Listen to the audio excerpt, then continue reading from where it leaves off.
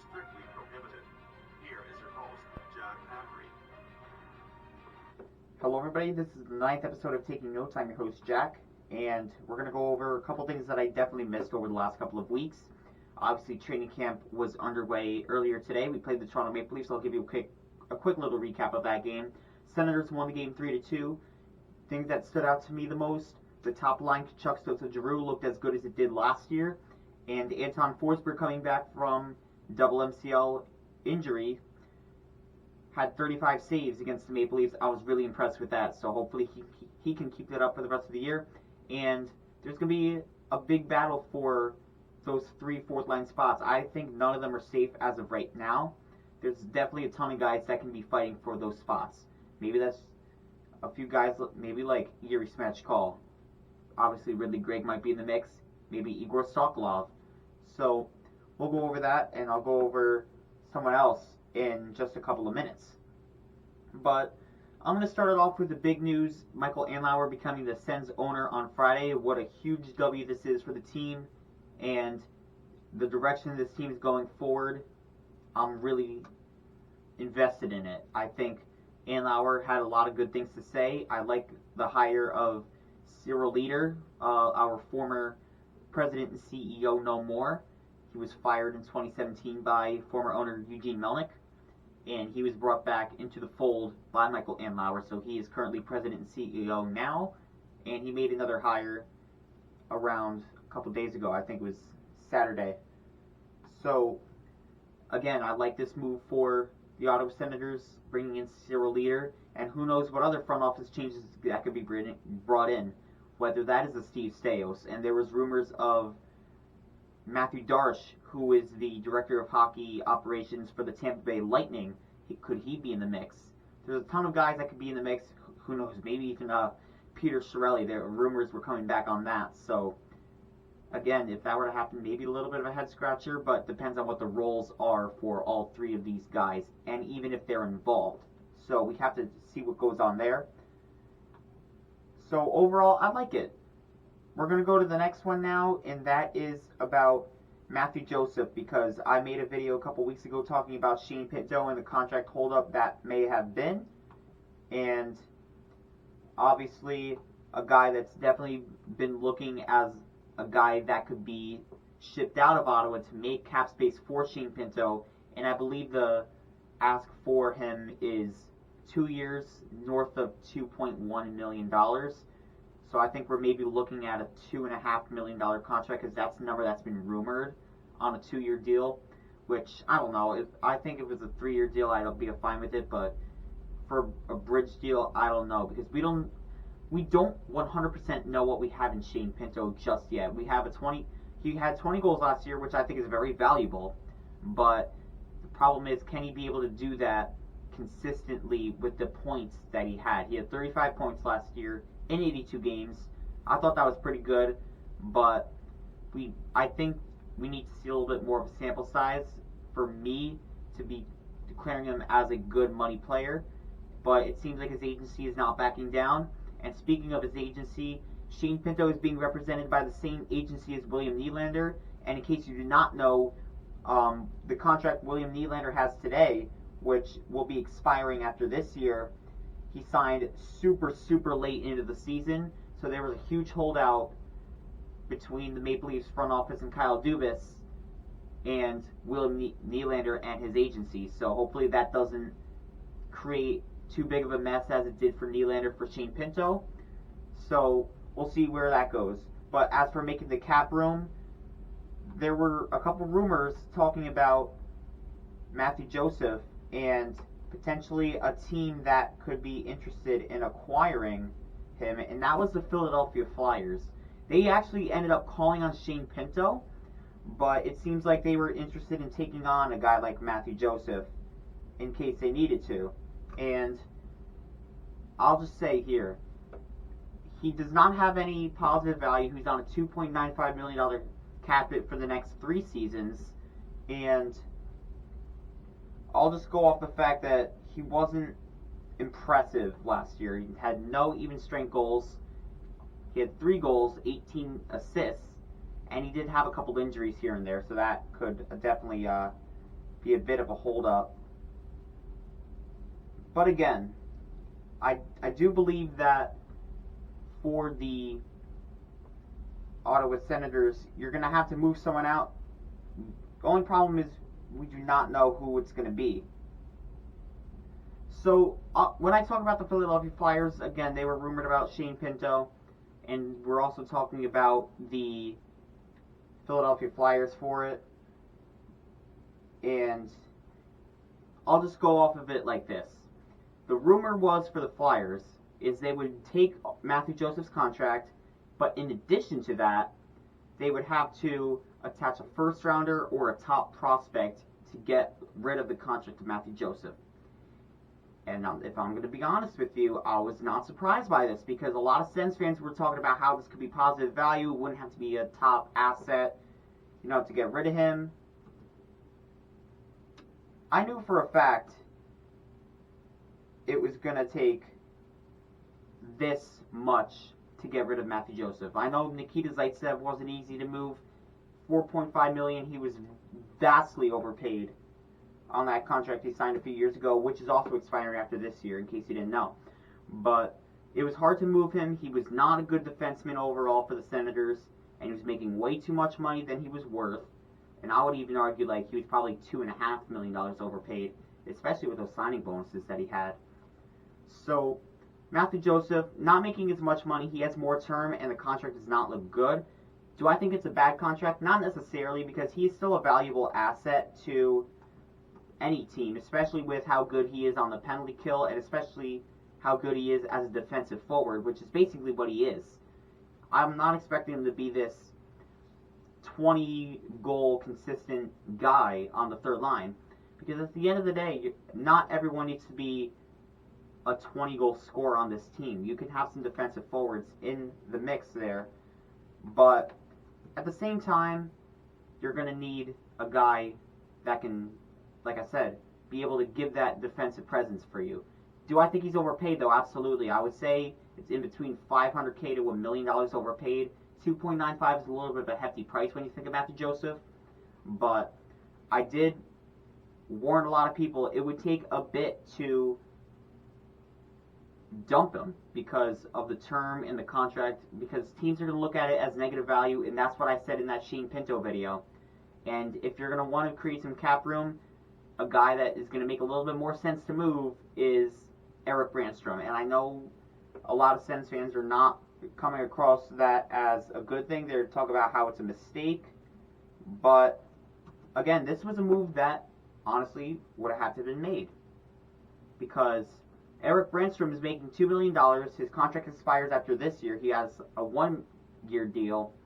And he's also kind of clogging up some room for defensive prospects when you think of a guy like Tyler Kleven, when you think of a guy like JBD, even though JBD is a right shot guy, he's probably going to be the seventh forward or defenseman. And then you're also going to have guys that are going to be in the AHL who definitely kind of seem like they can make the jump, especially Tyler Kleven. If he has a good camp, and maybe that's the sense why Dorian hasn't made a move yet. Maybe he's waiting for Tyler Kleven to have a good camp, which would make Erik Brannstrom expendable. And I think that's the most logical way to think of it. The other option out there was Dominik Kubalik, which I personally don't think makes any sense because you're going to need that depth scoring on the third line. He and Shane Pinto are going to be the true guys that will bring that to the team. And again, Erik Brannstrom, people are talking about how it's a huge loss. I kind of don't see what they're seeing, honestly. Even though he did have a good year last year, both offensively and defensively, he was really good on the defensive side of the puck. Something we haven't really seen from him. It's kind of what we expected from him early on in his career. And we were talking about how good of an acquisition Erik Brannstrom was when the Mark Stone trade happened 4 years ago. But at this point, people kind of still think of it like that. They said Mark Stone is a significant trade in Sens history, which it still was. But at the same time, you have to live in the presence. Whether I said that in the Shane Pinto video or not, you have to live in the presence. You got to think of what your cap situation looks like today and not about a trade that happened 4 years ago. So, again, Brannstrom seems like the most logical player out. But there were also rumors from Darren Dreger that it could take a second round pick and then another prospect, maybe like Lassie Thompson, who I wouldn't mind moving personally. I have never been impressed by Lassie Thompson as a Sens fan myself. I think JBD has definitely made himself the clear-cut top right shot defenseman prospect who is going to be getting some NHL time this year. And then you have guys like Matt Impalo. You have a guy like Maxence Gwinnett. And then they just signed a guy, Ture, just a couple years ago. He's an undrafted guy from the 2023 draft. They signed him to a 3-year entry-level deal. So it definitely looks like Lassie Thompson is moving down the depth chart a little bit. And maybe if he had to go on waivers, that's probably the guy you send down on waivers. Because it definitely seems like the Senators' front office does not have any confidence in him. And then you have the second-round pick.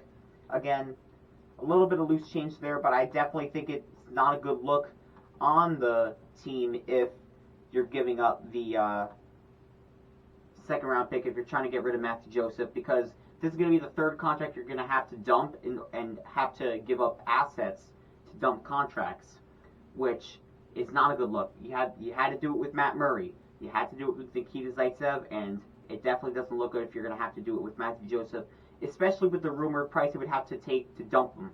It seems like the Flyers wanted a first or a top prospect, and if that's the case, that's probably what it might take. And I definitely, if I were Pierre Dorion, would not do that. Anyways, moving on now, we're going to go to the Josh Bailey PTO. That happened like a couple of weeks ago, but I still like it for the Senators. It adds veteran depth presence. He was a long-time New York Islander, drafted 5th overall in the 2008 NHL draft. Ironically enough, 2008 was the year Ottawa held the draft. So he was drafted at the Canadian Tire Center. And again, I like this for the Senators. It's a very good deal. And it was rumored in the first place anyways, because I believe he played in Windsor in junior, and that's where he was coached under DJ Smith.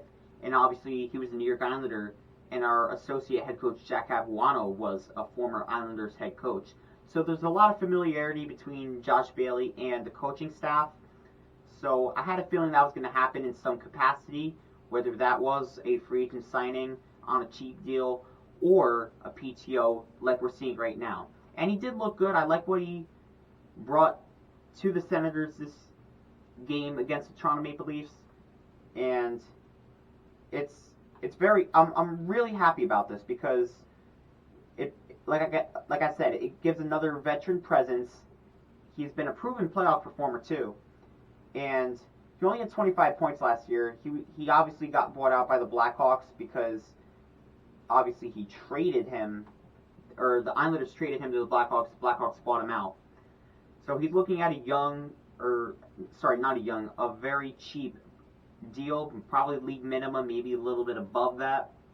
But again, if that's what you're getting for 25 points, that's pretty good, because if you think about it, his 25 points would have been the most out of any bottom six player on the Senators last year. The bottom six was absolutely atrocious. I think having Joseph in there along with Pinto, who will finally be on the third line when Josh Norris comes back, and then Dominic Kubalik, that definitely has a little bit of depth scoring in there. And then you're going to see a lot of battle for that fourth line. And then finally, on Friday, or I saw this on Saturday, Alex DeBrincat had a media availability with the Detroit Red Wings, and he had some comments that are definitely not, let's just say, appealing to the Senators fan base. He talked about if he was able to get back to his 40-goal form, a Detroit reporter asked him, and he went across with these following quotes. A lot of it is different looks in different situations. As per Helen St. James, that's a reporter for the Detroit Red Wings, I've got to focus a little more on bearing down when I get my chances.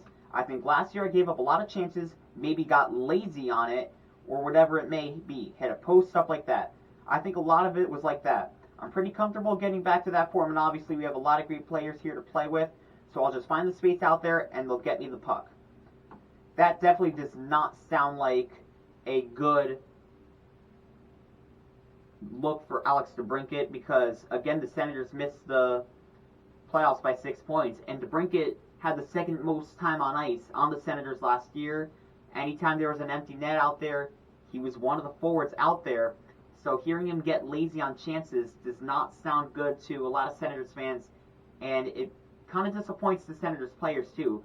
Listening to a guy say he was lazy on his chances, for a 40-goal scorer, that does never happen. Even if he didn't want to be in Ottawa, and you're playing for the contract too, he was asking for the Timo Meier contract, 8 years, $8.8 million, and you got lazy on your chances. That is an absolutely ridiculous look for Alex DeBrincat. I think it's embarrassing. I think it's ridiculous that he went across that. And it is the word lazy that upset fans, obviously. And you can hardly blame them when you consider DeBrincat was reportedly unhappy with his role behind Senators captain Brady Tkachuk. And oh yeah, Brady Tkachuk had 83 points in 82 games. He was over a point per game. Where was DeBrincat? Oh yeah, 66 points. So I don't want to hear it from him. And he ended up getting a 4-year deal at $7.875 million. And then he also brought up about being a good two-way player, saying that being a good two-way forward helps you create chances. And oh, by the way, he was a minus 31 last year. So how come you weren't a good two-way player? He was a good, and he also brought up how he wasn't as bad of a two-way player in the past.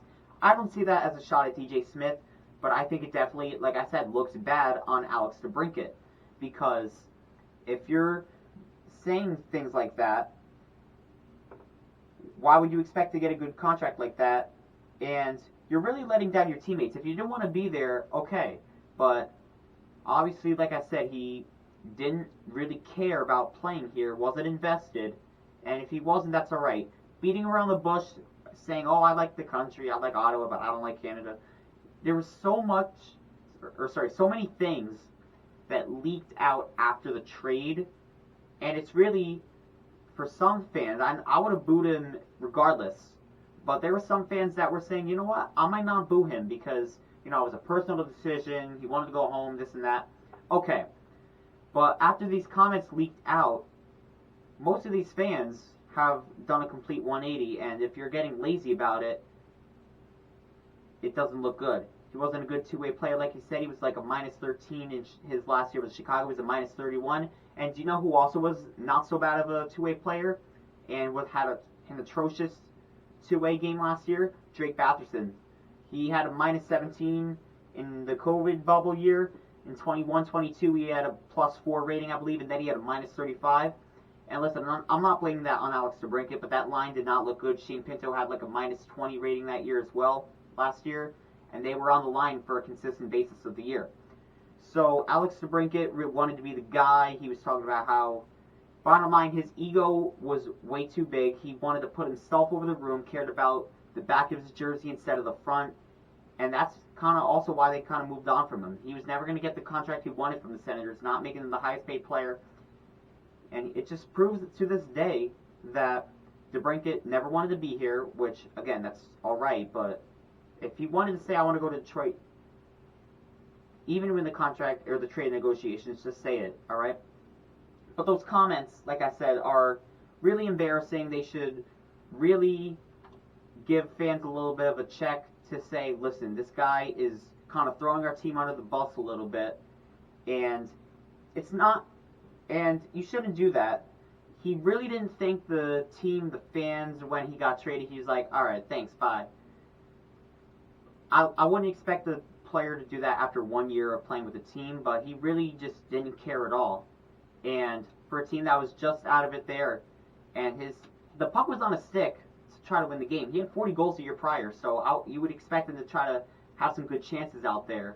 And instead of saying you're being lazy, I'm sorry, you're ridiculous for that, and you should get out of there. You should get out of here if your mindset is about yourself, getting lazy and all that, when the team's trying to fight for the playoffs. So that's what I have to say for Alex DeBrincat. And I did say this on a comment when I first saw it. Not only did DeBrincat expose himself with that comment, he raised the chances of Sens fans booing him on October 21st, because that's when the Red Wings go to the Canadian Tire Center and play the Ottawa Senators. That'll be DeBrincat's first game back in Ottawa since the trade. And I said that it would raise the chances of him getting booed from 99.9% to a full 100. And I stand by that. There's no way he's not getting booed after those comments. I know some Sens fans were saying, you know what, I'm alright with it all. I can let it by.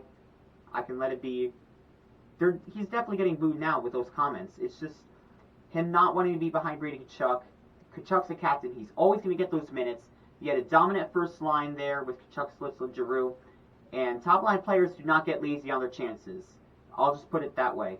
And the amount of points he had, hitting the post, like I said, the bad two-way game that he had, DeBrincat was not that good of a player for Ottawa, and he's throwing the team under the bus the way he did. He should be ashamed of himself for that. But we'll see how he does with the Red Wings. Let's see how the Senators do moving forward. That's the episode of Taking Notes. I hope you enjoyed. Comment down below what you think. But for now, this is Jack from the Ottawa Senators Outlook. This was Taking Notes. Hope you enjoyed. We hope you enjoyed this presentation of Taking Notes, a presentation of the Ottawa Senators Outlook. We appreciate your dedication of contributions to this channel from viewers like you.